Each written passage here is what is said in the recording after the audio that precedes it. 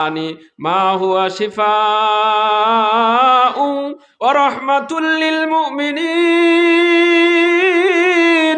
ওয়া নুনাজ্জিলু মিনাল কুরআনি মা হুয়া শিফাউ ওয়া রাহমাতুল লিল মুমিনিন। আল্লাহু আকবার। আরে মুমিনদের জন্য এটা শেফা। এই জন্য এই সূরার আরেক নাম হলো শেফা। ফাতিহা, কাফিয়া, শাফিয়া, শেফা। আরেক নাম হলো কানজ। কানজ এই সূরার নাম। কানজ অর্থ হলো খনি। খনি এমন খজিনাকে বলা হয় যেখান থেকে বস্তু নিলে শেষ হয় না। লবণের খনি বের হয়েছে, লবণ উঠাইতেই থাকবে, শেষ হবে না। পাথরের খনি বের হয়েছে, পাথর উঠাইতেই থাকবে, শেষ হবে না। স্বর্ণের খনি বের হয়েছে, স্বর্ণ উঠাইতেই থাকবে, শেষ হবে না। বালির খনি বের হয়েছে, বালি উঠাইতেই থাকবে, শেষ হবে না। এটা এমন একটি সূরা, যেই সূরা খনি, এটা কোরআনের খনি, দ্বীনের খনি। দ্বীনের সব কিছু এখান থেকে বের করতেই থাকবে। তারপরেও এই সূরার মর্মবাণী বয়ান করে কেউ শেষ করতে পারবে না। এজন্য এই সূরার নাম হলো কানজ, খনি। এত ইলম কালাম এই সূরার ভিতরে আছে। এই সূরার আরেকটি নাম উম্মুল কুরআন। বলেন উম্মুল কুরআন কি নাম? উম্মুল কুরআন, কোরআনের মা। আপনাদের কাছে আমার প্রশ্ন, মা আর মেয়ে, মা ছেলে এক হয় না আলাদা হয়? মা আর ছেলে দুইজন মানুষ আলাদা আলাদা। মা আর মেয়ে দুইজন মানুষ আলাদা আলাদা। কিন্তু আল্লাহ পাকের সূরার কি শান আর মান! পুরা কোরআনুল কারিমে 114টি সূরা আছে।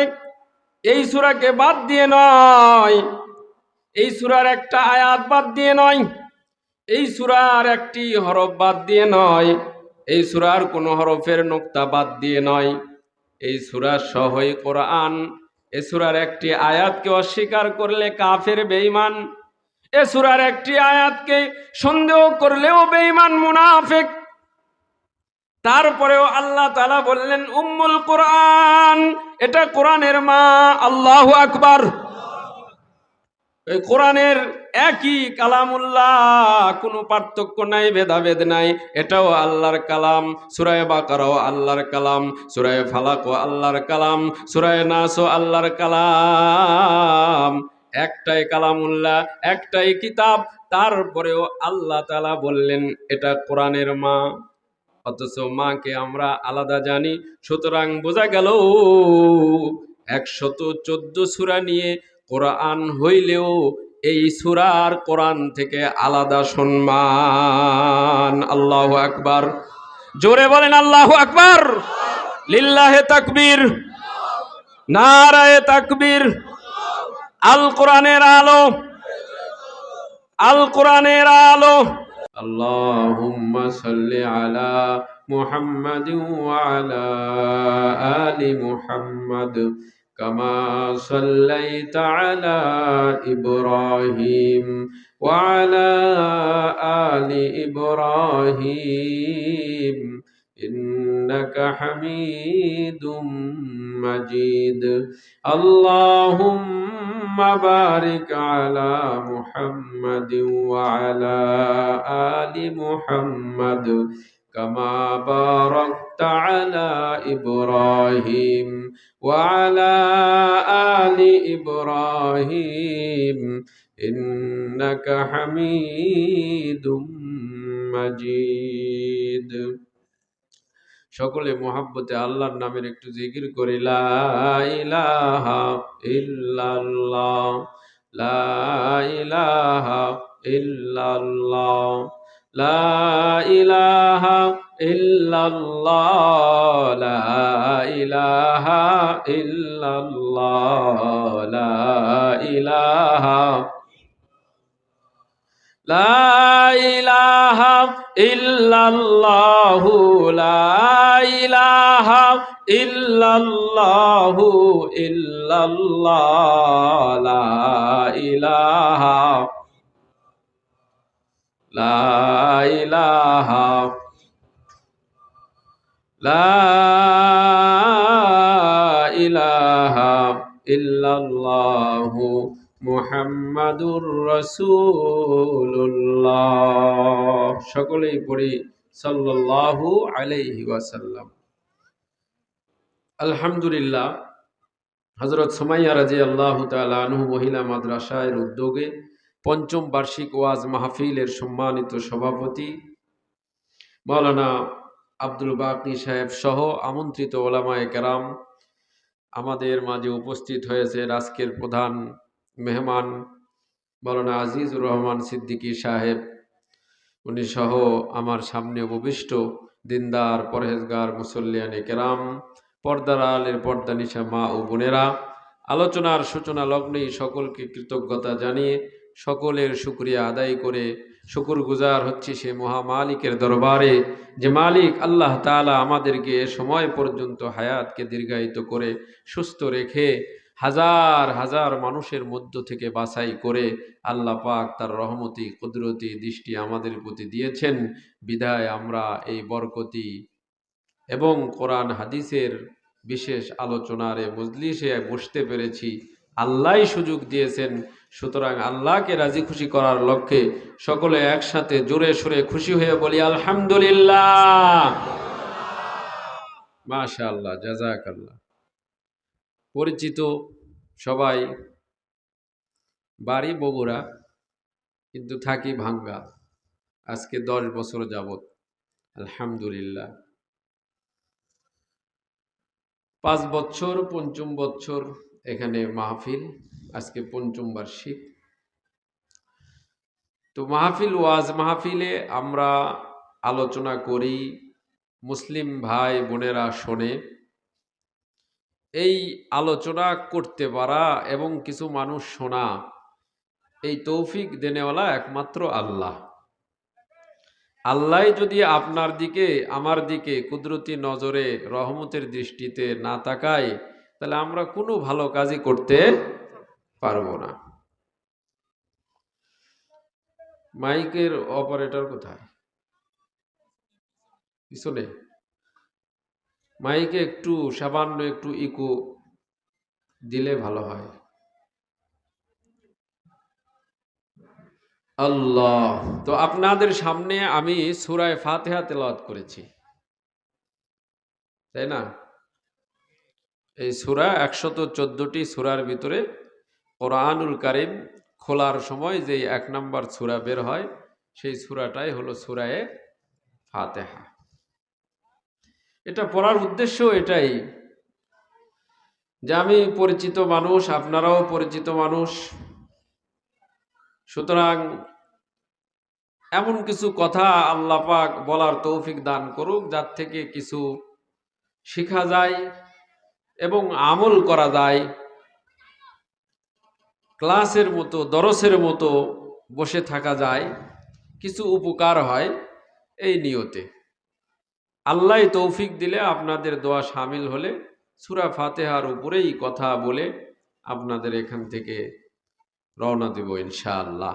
সকলেই আমি সহ আল্লাহর কাছে আরজি পেশ করি, আল্লাহ পাক তৌফিক দান করুক, সকলে বলে আমিন। সম্মানিত উপস্থিতি, বলছিলাম যে আল্লাহ দয়া না করলে ভালো কাজ করা যায় না।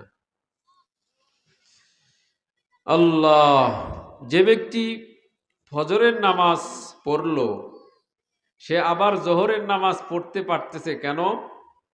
বলে ফজরের নামাজের সময় যে আপনি আল্লাহকে স্মরণ করছেন, আল্লাহ আপনার দিকে তাকাইছে, আপনি শীতের রাত্রিতে ওযু করে ফজরের নামাজ পড়তে পারছেন। এখন আবার আপনার দিকে যে আল্লাহ তাকাইলো, আপনাকে নিয়ে আল্লাহ যে আলোচনা করলো, এজন্য আপনি জোহরের নামাজও পড়তে পারবেন। বলেন সুবহানাল্লাহ। আর যে ব্যক্তি নেক কাজই করে না, তার দিকে আল্লাহ তাকাবেই না, এবং আল্লাহর না তাকানোর কারণে, আল্লাহর রহমত তার প্রতি না হওয়ার কারণে সে আরেকটা নেক কাজ থেকে বঞ্চিত হয়ে যাবে।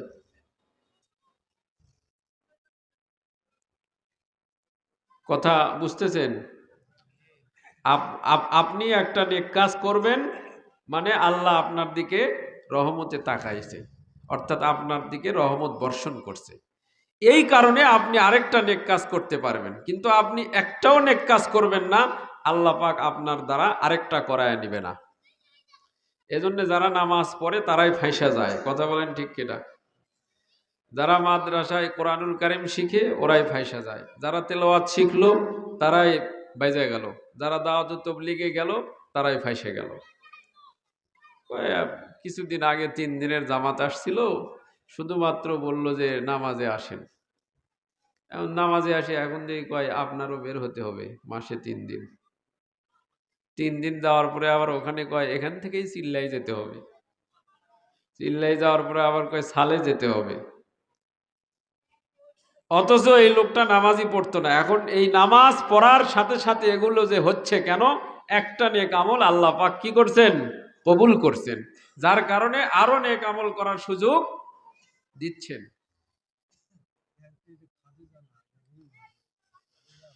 আল্লাহ। তো শুরুতেই নামাজের আলোচনা করে গেল আগের বক্তা ভাই মোহাম্মদ এমদাদুল হক। তো নামাজের ভিতরে জরুরি যে সূরা, সেই সূরার নাম হলো সূরায়ে ফাতিহা। সূরায়ে ফাতিহা না পড়লে নামাজ হবে না। হবে? সূরায়ে ফাতিহা পড়তেই হবে। সুতরাং সূরায়ে ফাতিহার একটা নাম সালাত। সূরায়ে ফাতিহার নামই সালাত।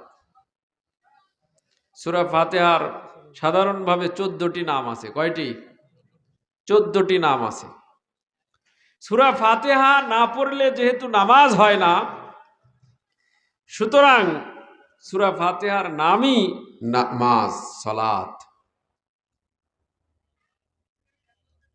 আর যেহেতু কোরআনুল কারীম যদি আপনি খুলতে চান, এটা আল্লাহর কালাম, এই কালাম পড়া যদি তেলাওয়াত শুরু করতে চান, তাহলে এই কালাম খুলতে হলেই এই সূরাটি পড়তে হবে। এই জন্য এই সূরার নাম ফাতিহা। ফাতিহা অর্থ হলো খুলনেওয়ালা। ফাতিহা শব্দের অর্থ কি? খুলনেওয়ালা, মানে কোরআনকে খুলে দিতেছে যে সূরা, সেই সূরার নাম হলো সূরায়ে ফাতিহা। এভাবে সূরায়ে ফাতিহার 14টি নাম আছে প্রায়। 1 নাম্বার নাম ফাতিহাতুল কিতাব। ফাতিহা আল্লাহর কালামকে খুলনেওয়ালা। 2 নাম্বার কাফিয়া। 3 নাম্বার ওয়াফিয়া, শাফিয়া, শেফা।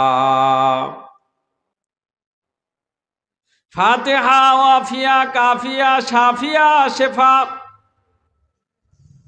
কানজ, উম্মুল কুরআন, আসাসুল কুরআন। যেহেতু কালামুল্লাহ, আল্লাহর কালাম তেলাওয়াত করার জন্য আল্লাহর প্রিয় বান্দা যখন কিতাবটি খুলবে, আল্লাহর নবীর সুন্নাত, আল্লাহর নবীর নির্দেশ আমল, যে ওই ব্যক্তি সূরায়ে ফাতিহা তেলাওয়াত করে তার উপরে কোরআন পড়া শুরু করবে। এই জন্য এই সূরার নাম ফাতিহাতুল কিতাব। এটা হলো কিতাব। এই কিতাব খুললে যেহেতু এই সূরা পড়তে হয়, এই জন্য সূরার নাম দেওয়া হলো ফাতিহা। কি নাম? 2 নাম্বার কাফিয়া। সূরাটির নাম হলো কাফিয়া। কাফিয়া অর্থ যথেষ্ট, যথেষ্ট করনেওয়ালা, যথেষ্টকারী। এই সূরাটির উপর যদি আপনি আমল করেন, এই সূরার উপরে যদি আপনি মেহনত করেন, এই সূরার নির্দেশনা অনুযায়ী যদি আপনি জীবন যাপন করেন, হাসরের কঠিন ময়দানে বিপদের সময় আপনার মুক্তির জন্য এই সূরাটি যথেষ্ট হয়ে যাবে। বলেন সুবহানাল্লাহ। এই সূরাটির আরেকটি নাম হলো শাফিয়া। কি নাম? শাফিয়া। সূরা ফাতিহার আরেকটি নাম শাফিয়া। শেফা হয়ে যায়, শেফা দানকারী। আমার আপনার নবী উম্মতের কান্ডারি জনাবে মুহাম্মাদুর রাসূলুল্লাহ সাল্লাল্লাহু আলাইহি ওয়াসাল্লাম বলেছেন, ফাতিহাতুল কিতাব শিফাউন লিকুল্লি দা। এই সূরাটি যেহেতু পড়ে কোনো রোগীকে ফু দিয়ে দম করে দেওয়া হয়, তাহলে ওই রোগীর রোগ আল্লাহ মুক্তি করে দেন। এই জন্য এই সূরার নাম শাফিয়া, আরেকটি নাম শেফা। অর্থাৎ সূরাটির নামই রোগ মুক্ত দানকারী। সূরা নিজেই শেফা। আরো একটি আয়াতে আল্লাহ পাক কোরআনে বলেছেন, কোরআন হলো শেফা। ওয়ানুনাজ্জিলু মিনাল কোরআনি মা হুয়া শিফাউ ওয়া রাহমাতুল লিল মুমিনিন। এই কোরআনটি শেফা দান করবে, রোগের চিকিৎসা করবে। চিকিৎসা স্বরূপ কাদের জন্য? নাস্তিক মুরতাদের জন্য না। নাস্তিক মুরতাদের চিকিৎসা কোরআন করবে না, কারণ কোরআন বড় দামি। এটা কার কালাম? জোরে বলেন, কার কালাম? আল্লাহর কালাম। কোন নাস্তিক মুরতাদ বেঈমানকে এটা শেফা দিবে না। কোন কাফেরের জন্য এটা শেফা না। কোন ইয়াহুদ আর নাসারার জন্য শেফা না। আল্লাহর নাফরমান বান্দার জন্য শেফা না। ওয়ানুনাজ্জিলু মিনাল কোরআনি মা হুয়া শিফাউ ওয়া রাহমাতুল লিল মুমিনিন। ওয়ানুনাজ্জিলু মিনাল কোরআনি মা হুয়া শিফাউ ওয়া রাহমাতুল লিল মুমিনিন। আল্লাহু আকবার। আরে মুমিনদের জন্য এটা শেফা। এই জন্য এই সূরার আরেক নাম হলো শেফা। ফাতিহা, কাফিয়া, শাফিয়া, শেফা। আরেক নাম হলো কানজ। কানজ এই সূরার নাম। কানজ অর্থ হলো খনি। খনি এমন খজিনাকে বলা হয় যেখান থেকে বস্তু নিলে শেষ হয় না। লবণের খনি বের হয়েছে, লবণ উঠাইতেই থাকবে, শেষ হবে না। পাথরের খনি বের হয়েছে, পাথর উঠাইতেই থাকবে, শেষ হবে না। স্বর্ণের খনি বের হয়েছে, স্বর্ণ উঠাইতেই থাকবে, শেষ হবে না। বালির খনি বের হয়েছে, বালি উঠাইতেই থাকবে, শেষ হবে না। এটা এমন একটি সূরা, যেই সূরা খনি, এটা কোরআনের খনি, দ্বীনের খনি। দ্বীনের সব কিছু এখান থেকে বের করতেই থাকবে। তারপরেও এই সূরার মর্মবাণী বয়ান করে কেউ শেষ করতে পারবে না। এজন্য এই সূরার নাম হলো কানজ, খনি। এত ইলম কালাম এই সূরার ভিতরে আছে। এই সূরার আরেকটি নাম উম্মুল কোরআন। বলেন, উম্মুল কোরআন। কি নাম? উম্মুল কোরআন, কোরআনের মা। আপনাদের কাছে আমার প্রশ্ন, মা আর মেয়ে, মা ছেলে এক হয় না আলাদা হয়? মা আর ছেলে দুইজন মানুষ আলাদা আলাদা। মা আর মেয়ে দুইজন মানুষ আলাদা আলাদা। কিন্তু আল্লাহ পাকের সূরার কি শান আর মান! পুরা কোরআনুল কারিমে 114টি সূরা আছে। এই সূরাকে বাদ দিয়ে নয়, এই সূরার একটা আয়াত বাদ দিয়ে নয়, এই সূরার একটি হরফ বাদ দিয়ে নয়, এই সূরার কোনো হরফের নোক্তা বাদ দিয়ে নয়। এই সূরা সহই কোরআন। এই সূরার একটি আয়াতকে অস্বীকার করলে কাফের, বেঈমান। এই সূরার একটি আয়াতকে সন্দেহ করলেও বেঈমান, মুনাফিক। তারপরেও আল্লাহ তাআলা বললেন উম্মুল কোরআন, এটা কোরআনের মা। আল্লাহু আকবার। এই কোরআনের একই কালামুল্লাহ, কোনো পার্থক্য নাই, ভেদাভেদ নাই। এটাও আল্লাহর কালাম। সূরা বাকারাও আল্লাহর কালাম, সূরা ফালাকও আল্লাহর কালাম, সূরা নাসও আল্লাহর কালাম। একটাই কালামুল্লাহ, একটাই কিতাব। তারপরেও আল্লাহ তাআলা বললেন এটা কোরআনের মা। অথচ মাকে আমরা আলাদা জানি। সুতরাং বোঝা গেল 114 সূরা নিয়ে কোরআন হইলেও এই সূরার কোরআন থেকে আলাদা সম্মান। আল্লাহু আকবার। জোরে বলেন আল্লাহু আকবার। লিল্লাহে তাকবীর, নারায়ে তাকবীর। আল কোরআনের আলো, আল কোরআনের আলো, সিনাই সিনাই জালো। উম্মুল কোরআন আরেকটি নাম হলো আসাসুল কোরআন। সুবহানাল্লাহ। একটু জোরে বলবেন না? আরো জোরে বলেন সুবহানাল্লাহ, সুবহানাল্লাহ, আলহামদুলিল্লাহ, আল্লাহু আকবার। আসাসুল কোরআন, এই সূরার নাম আরেকটি নাম হলো কোরআনের ভিত্তি। আসাস মানে ভিত, কোরআনের ভিত রাখা হয়েছে এই সূরার উপরে। পুরা কোরআনে যা আছে এই সূরার ভিতরেও তাই আছে। পুরা কোরআনে কি আছে? বলে তৌহিদের কথা আছে। পুরা কোরআনে কি আছে? বলে রিসালাতের কথা আছে। পুরা কোরআনে আর কি আছে? আখিরাতের কথা আছে। এই সূরার ভিতরে এই 3 বিষয়ের আলোচনা পরিপূর্ণ হয়ে গেছে। তৌহিদের আলোচনা, আলহামদুলিল্লাহি রাব্বিল আলামিন, আর রহমানির রহিম, মালিকি ইয়াউমিদ্দিন। এই পর্যন্ত তৌহিদের আলোচনা হয়ে গেছে।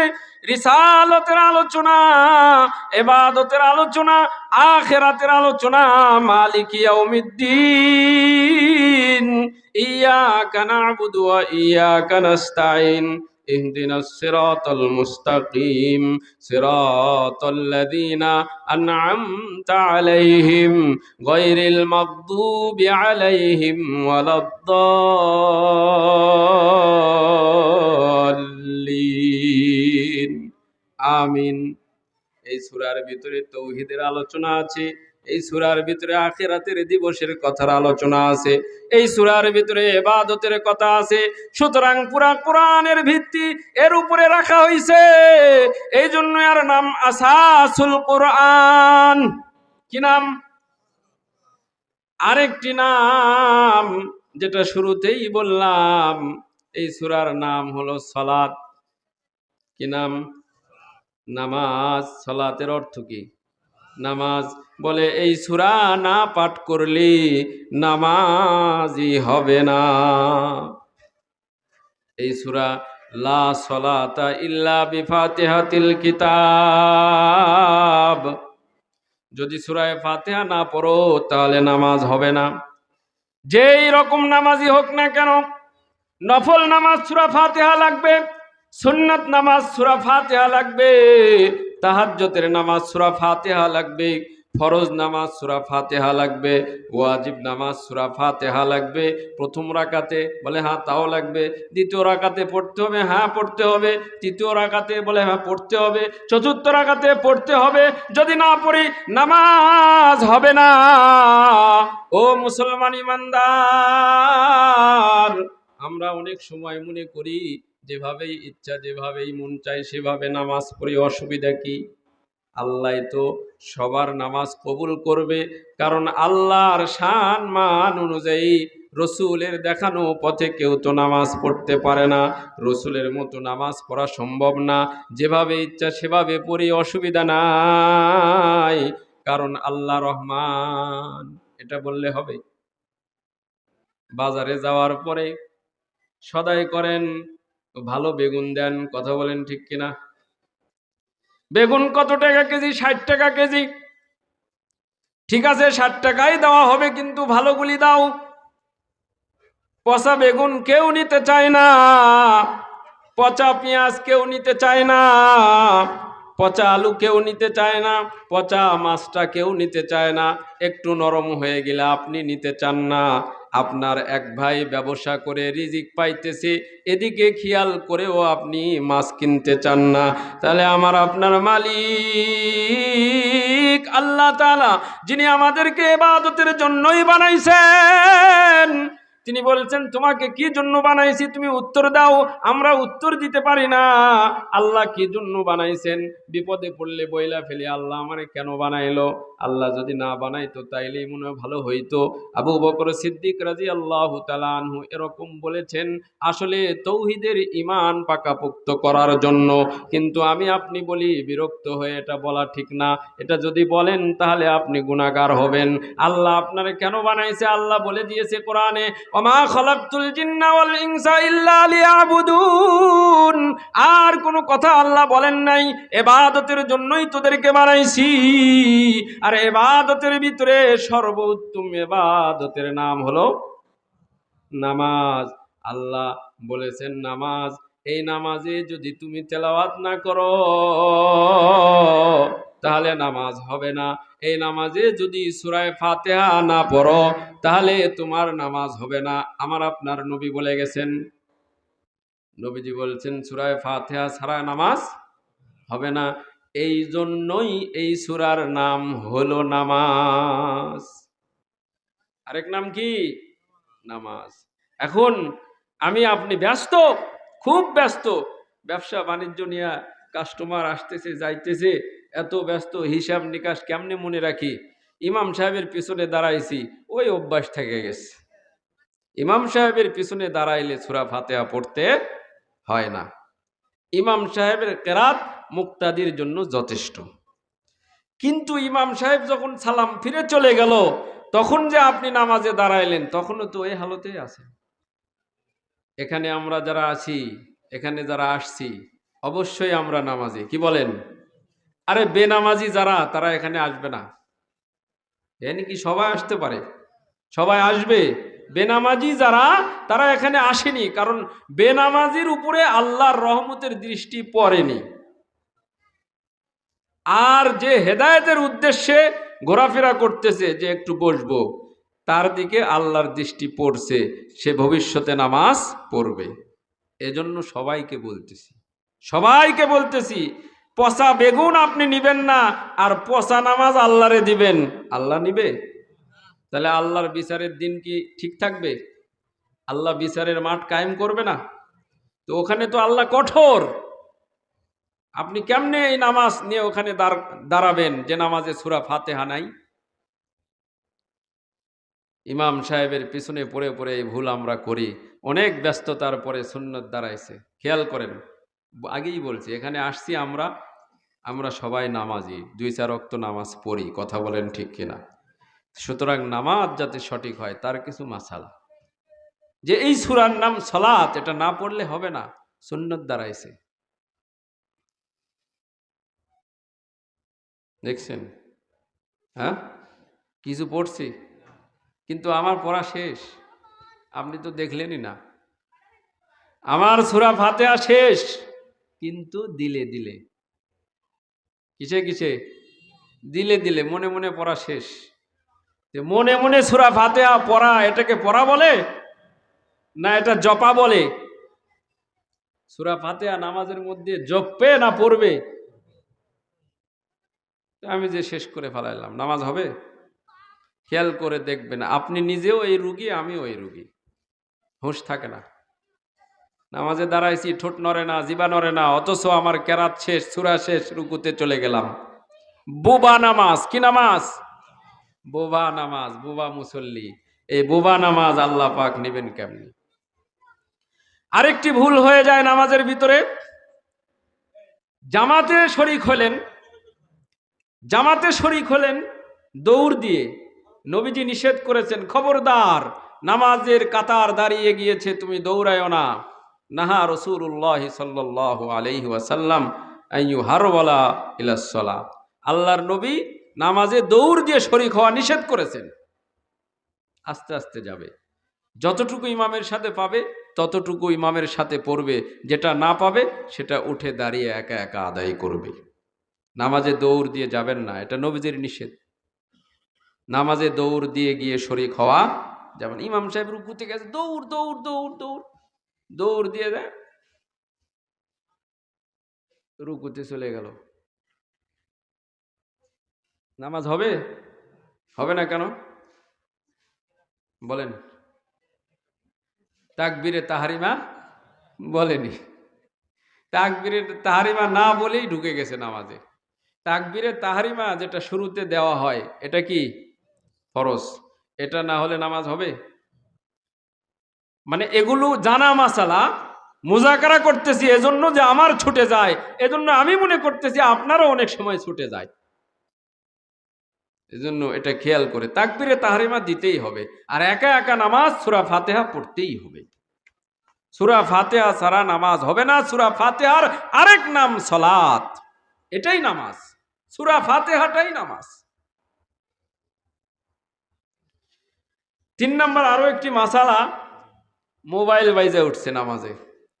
মোবাইল বাজে না, বাইজে উঠছে, এখন চিন্তা করতেছে কে ফোন দিল, দেখা বন্ধ করে এরপরে গিয়ে রেখে দিল। বাপরে নামাজি, এই নামাজ কতদিন চলবে? এই নামাজ আল্লাহ পাক নিবে? নামাজের ভিতরে আমলে কাসির হয়ে গেল, আপনি ফোন দেখলেন, কে ফোন দিল সেটাও বুঝলেন, এরপরে বন্ধ করলেন, এরপরে পকেটে রাখলেন, এত কাজ করলেন নামাজের ভিতরে, তাহলে নামাজ হবে কেমনে? অথচ অল্প কিছু 2-4টা বই পড়ছে বা বইয়ের ভিতরে দেখছে যে বন্ধ করলে অসুবিধা নাই, সে বন্ধ করতেছে, মানে বন্ধ করার তরিকা পদ্ধতি জানে না। আপনার যদি ফোন এসেই থাকে, আপনার পকেটে হাত দিয়ে আমলে কাসির হয় না, অর্থাৎ মানুষে দেখলে বুঝবে আপনি নামাজের ভিতরেই আছেন, তাহলে ওই পদ্ধতিতে আপনি ফোন বন্ধ করতে পারেন। কিন্তু আমি ফোন নিয়ে এভাবে দেখে বন্ধ করতেছি, মানুষ কি বুঝবে আমি নামাজের ভিতরে? এটাকেই বলা হয় আমলে কাসির। অনেক মানুষ এরকম আছে নামাজের ভিতরে ফোন এভাবে দেখে বন্ধ করে, জিজ্ঞাসা করলে বলে আপনি বুঝবেন না, আমার মাসলা জানা আছে। তোমার কি মাসলা জানা আছে? 4 নম্বর আরেকটা ভুল আমাদের হয়ে যায়, সেটা হলো সালাম ফিরানোর সময় ইমাম সাহেব সালাম ফিরাইছে, আসসালামু আলাইকুম ওয়া রাহমাতুল্লাহ, ইমাম সাহেবের একটু দেরি হলো, সুন্নাত তরিকায় ফিরাইতেছে, এভাবে শুরু করে এভাবে।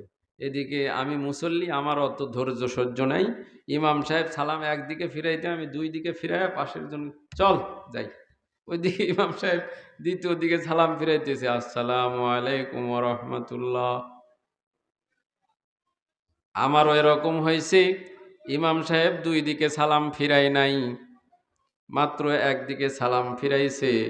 আমার ডান পাশে 5 ওয়াক্ত মুসল্লি আমার উরুর ভিতরে থাবর দিয়া বলে, হুজুর কে নামাজ পড়াইলো? আমি নিজেও বাম দিকে এখনো সালাম ফিরাই নাই।